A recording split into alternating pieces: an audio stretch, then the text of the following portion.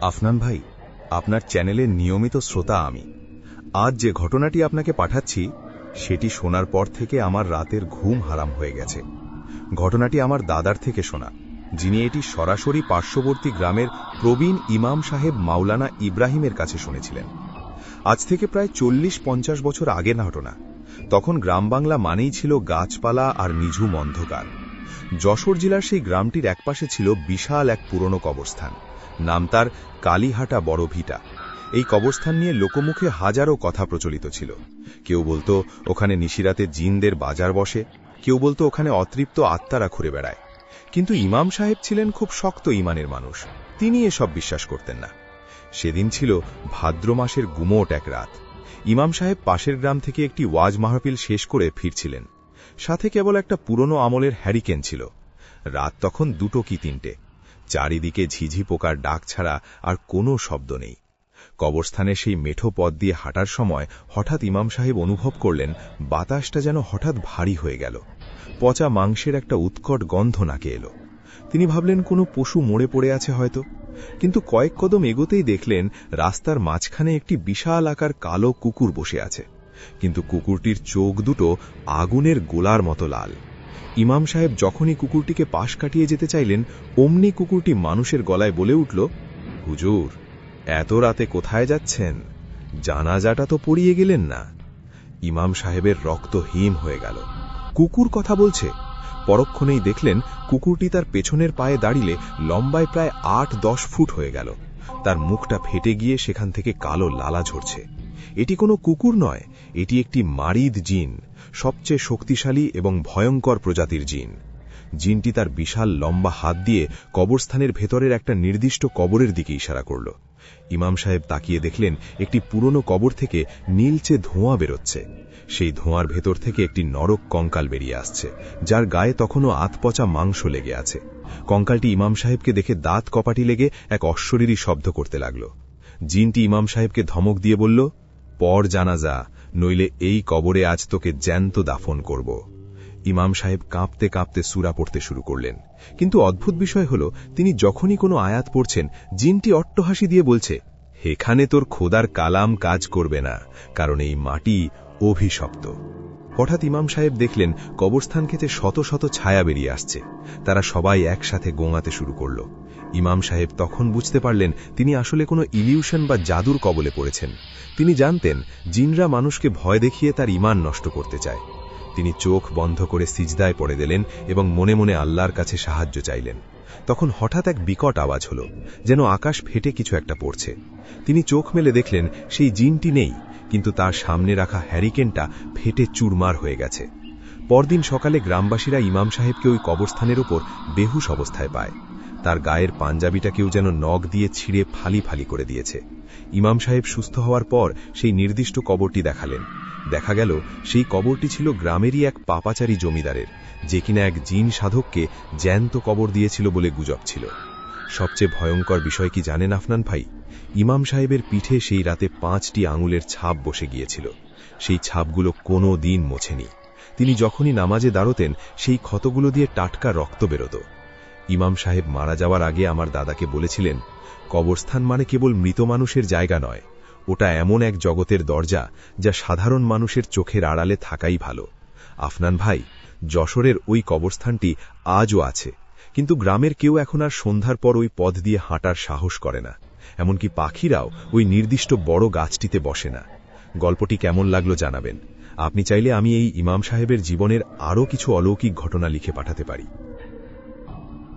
চলে যাচ্ছি আমরা পরবর্তী আরও একটি চমৎকার ঘটনায়। বন্ধুরা, আজকের ঘটনাটি শোনার সময় চারপাশের আলো একটু কমিয়ে নিন, কারণ আজকে যে ইমেলটি আমাদের কাছে পাঠিয়েছেন আরিফুল ইসলাম, তা কোনো গল্প নয়, বরং তার দাদুর দেখা এক জীবন্ত বিভীষিকা। এমন এক বিভীষিকা যা আজ থেকে 35 বছর আগে কুষ্টিয়ার এক শান্ত গ্রামকে নরক বানিয়ে দিয়েছিল।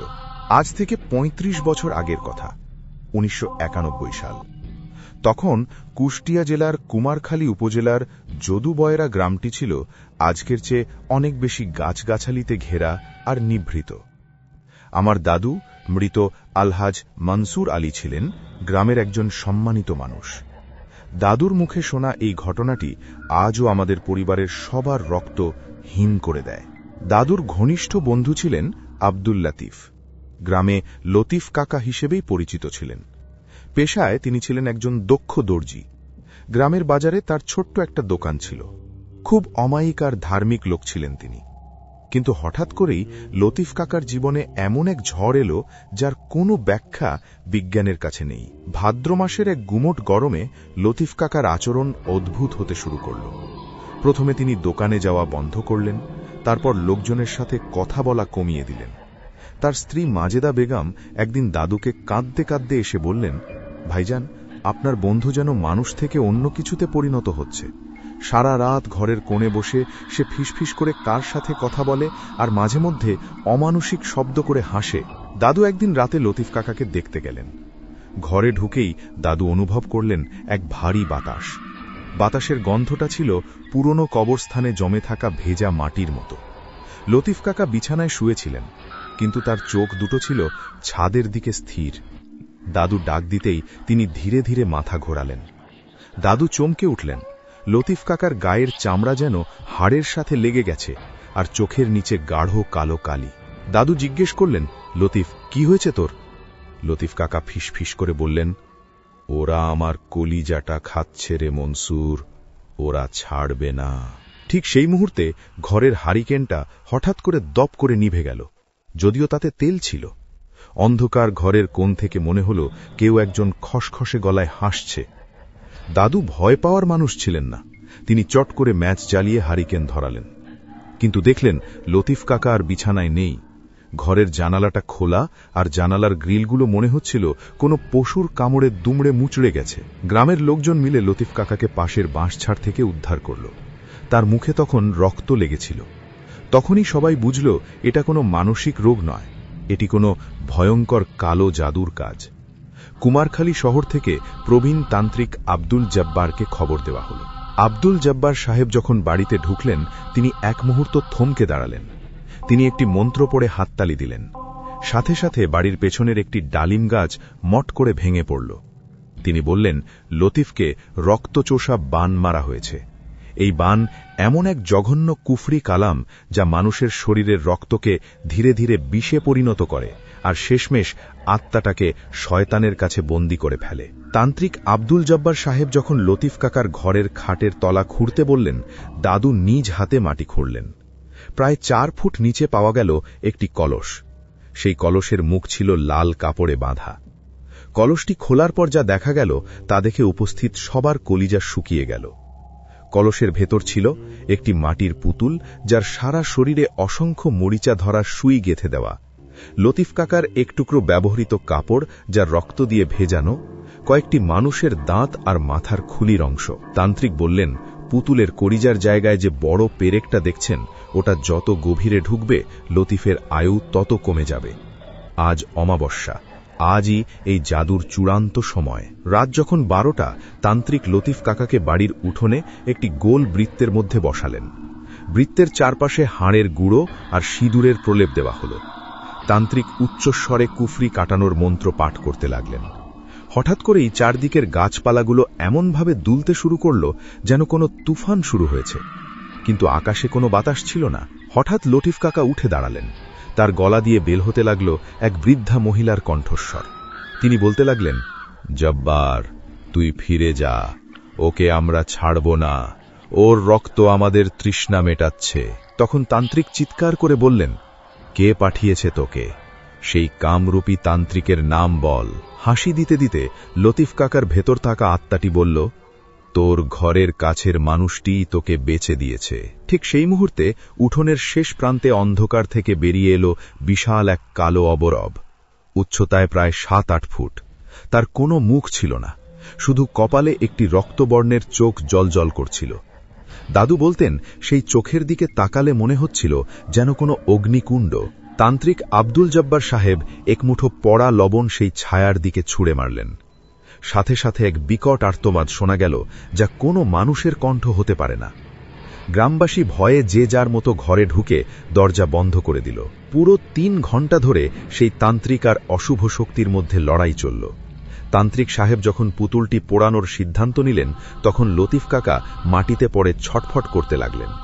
পুতুলটি যখন আগুনের তাপে গলতে শুরু করল তখন লতিফ কাকার শরীর দিয়ে ধোঁয়া বের হতে লাগল। অবশেষে পুতুলটি ছাই হয়ে যাওয়ার সাথে সাথে সেই ছায়াটিও বাতাসে মিলিয়ে গেল। পরদিন সকালে এক বিস্ময়কর খবর পাওয়া গেল।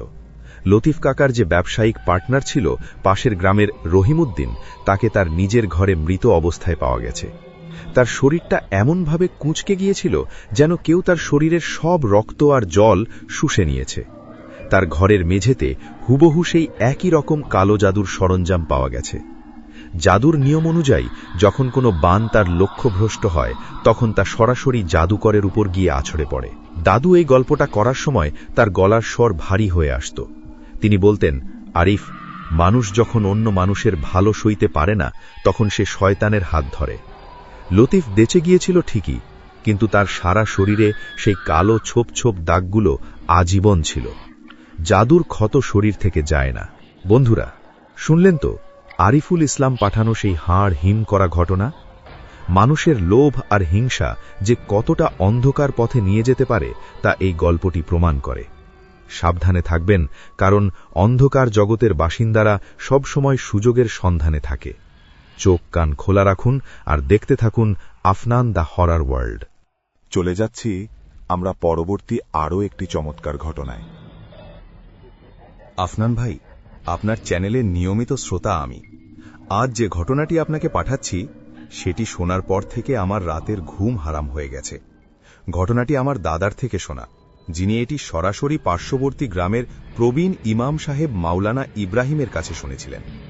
আজ থেকে প্রায় 40-50 বছর আগের ঘটনা। তখন গ্রাম বাংলা মানেই ছিল গাছপালা আর নিঝুম অন্ধকার। যশোর জেলার সেই গ্রামটির একপাশে ছিল বিশাল এক পুরনো কবরস্থান, নাম তার কালীহাটা বড় ভিটা। এই কবরস্থান নিয়ে লোকমুখে হাজারো কথা প্রচলিত ছিল। কেউ বলতো ওখানে নিশিরাতে জিনদের বাজার বসে, কেউ বলতো ওখানে অতৃপ্ত আত্মারা ঘুরে বেড়ায়। কিন্তু ইমাম সাহেব ছিলেন খুব শক্ত ইমানের মানুষ, তিনি এসব বিশ্বাস করতেন না। সেদিন ছিল ভাদ্র মাসের গুমোট এক রাত। ইমাম সাহেব পাশের গ্রাম থেকে একটি ওয়াজ মাহফিল শেষ করে ফিরছিলেন। সাথে কেবল একটা পুরনো আমলের হ্যারিকেন ছিল। রাত তখন 2 কি 3টে। চারিদিকে ঝিঝি পোকার ডাক ছাড়া আর কোনো শব্দ নেই। কবরস্থানে সেই মেঠো পথ দিয়ে হাঁটার সময় হঠাৎ ইমাম সাহেব অনুভব করলেন বাতাসটা যেন হঠাৎ ভারী হয়ে গেল। পচা মাংসের একটা উৎকট গন্ধ নাকে এলো। তিনি ভাবলেন কোনো পশু মরে পড়ে আছে হয়তো, কিন্তু কয়েক কদম এগোতেই দেখলেন রাস্তার মাঝখানে একটি বিশাল আকার কালো কুকুর বসে আছে, কিন্তু কুকুরটির চোখ দুটো আগুনের গোলার মতো লাল। ইমাম সাহেব যখনই কুকুরটিকে পাশ কাটিয়ে যেতে চাইলেন অমনি কুকুরটি মানুষের গলায় বলে উঠল, হুজুর, এত রাতে কোথায় যাচ্ছেন? জানাজাটা তো পড়িয়ে গেলেন না। ইমাম সাহেবের রক্ত হিম হয়ে গেল। কুকুর কথা বলছে। পরক্ষণেই দেখলেন কুকুরটি তার পেছনের পায়ে দাঁড়িয়ে লম্বায় প্রায় 8-10 ফুট হয়ে গেল। তার মুখটা ফেটে গিয়ে সেখান থেকে কালো লালা ঝরছে। এটি কোনো কুকুর নয়, এটি একটি মারিদ জিন, সবচেয়ে শক্তিশালী এবং ভয়ঙ্কর প্রজাতির জিন। জিনটি তার বিশাল লম্বা হাত দিয়ে কবরস্থানের ভেতরের একটা নির্দিষ্ট কবরের দিকে ইশারা করল। ইমাম সাহেব তাকিয়ে দেখলেন একটি পুরনো কবর থেকে নীলচে ধোঁয়া বেরোচ্ছে। সেই ধোঁয়ার ভেতর থেকে একটি নরক কঙ্কাল বেরিয়ে আসছে, যার গায়ে তখনও আতপচা মাংস লেগে আছে। কঙ্কালটি ইমাম সাহেবকে দেখে দাঁত কপাটি লেগে এক অশ্বরীরই শব্দ করতে লাগল। জিনটি ইমাম সাহেবকে ধমক দিয়ে বলল, পর জানাজা, নইলে এই কবরে আজ তোকে জ্যান্ত দাফন করব।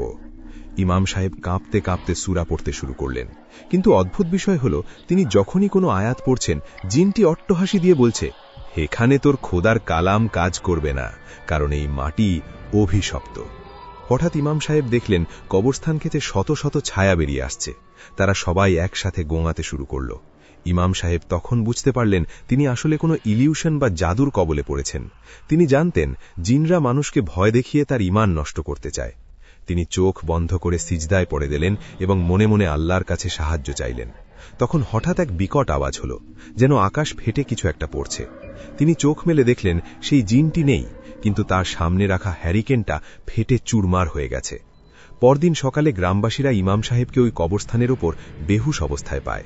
তার গায়ের পাঞ্জাবিটা কেউ যেন নখ দিয়ে ছিঁড়ে ফালি ফালি করে দিয়েছে। ইমাম সাহেব সুস্থ হওয়ার পর সেই নির্দিষ্ট কবরটি দেখালেন। দেখা গেল সেই কবরটি ছিল গ্রামেরই এক পাপাচারী জমিদারের, যে কিনা এক জিন সাধককে জ্যান্ত কবর দিয়েছিল বলে গুজব ছিল। সবচেয়ে ভয়ঙ্কর বিষয় কি জানেন আফনান ভাই? ইমাম সাহেবের পিঠে সেই রাতে 5টি আঙুলের ছাপ বসে গিয়েছিল। সেই ছাপগুলো কোনো দিন মোছেনি। তিনি যখনই নামাজে দাঁড়াতেন সেই ক্ষতগুলো দিয়ে টাটকা রক্ত বেরোত। ইমাম সাহেব মারা যাওয়ার আগে আমার দাদাকে বলেছিলেন, কবরস্থান মানে কেবল মৃত মানুষের জায়গা নয়, ওটা এমন এক জগতের দরজা যা সাধারণ মানুষের চোখের আড়ালে থাকাই ভালো। আফনান ভাই, যশোরের ওই কবরস্থানটি আজও আছে, কিন্তু গ্রামের কেউ এখন আর সন্ধ্যার পর ওই পথ দিয়ে হাঁটার সাহস করে না।